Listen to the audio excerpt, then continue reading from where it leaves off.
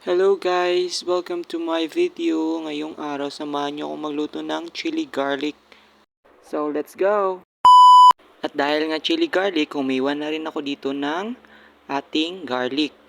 So, ayun, panoorin niyo lang ako hanggang matapos humiwa ng ating garlic.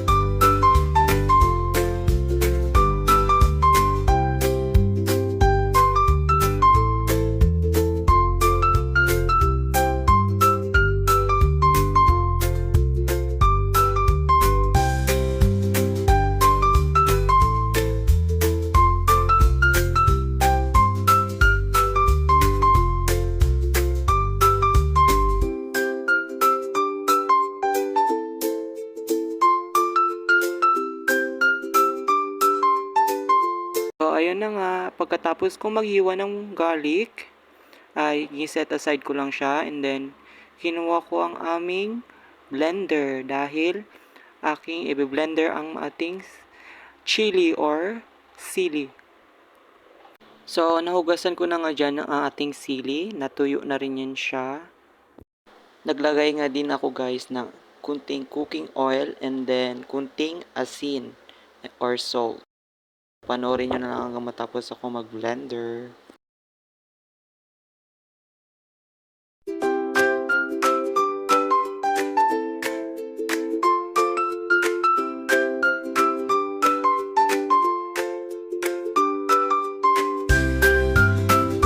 So ayan, tapos na rin tayong mag-blender.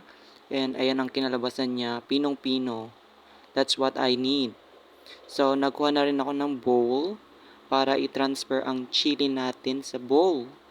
At mag-start ng magluto. So ayan, ita-transfer na natin siya.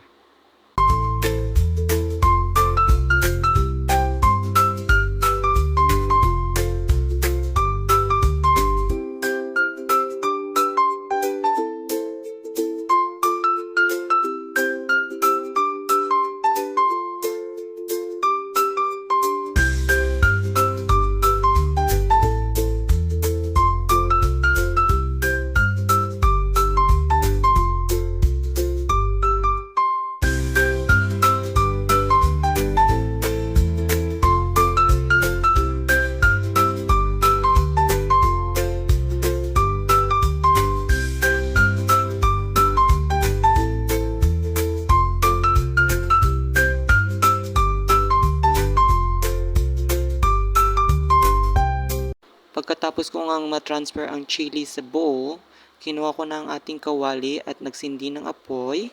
Ayan, pinainit ko lang siya.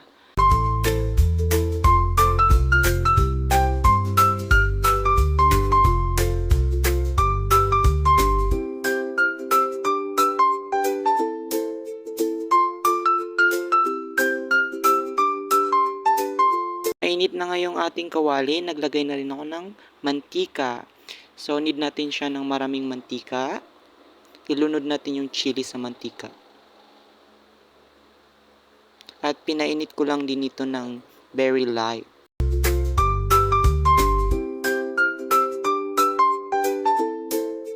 Nung feeling ko na nga guys na mainit na ang ating mantika, try ko siyang lagyan ng kunting asin. So, nalaman kong mainit na nga. At kinuha ko ng ating garlic at ilalagay na natin ito sa mainit na mantika. At aantayin natin itong ma-toasted.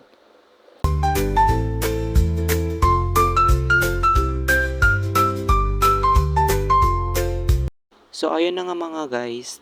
Nung na-toasted na ang ating garlic, sinunod ko na rin ang ating chili.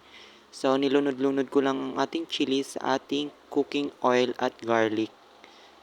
And gimekos-mekos ko lang siya.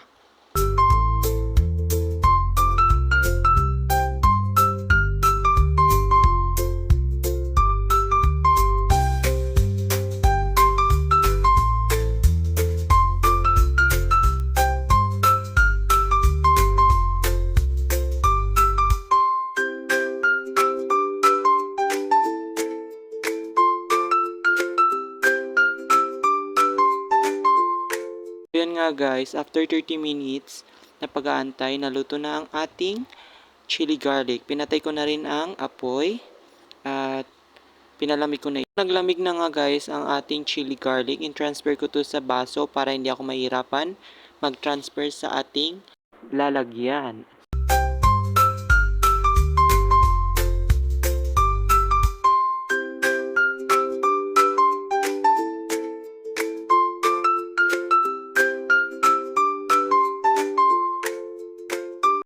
Fast forward mga guys, ayan na ang ating final look ng chili garlic.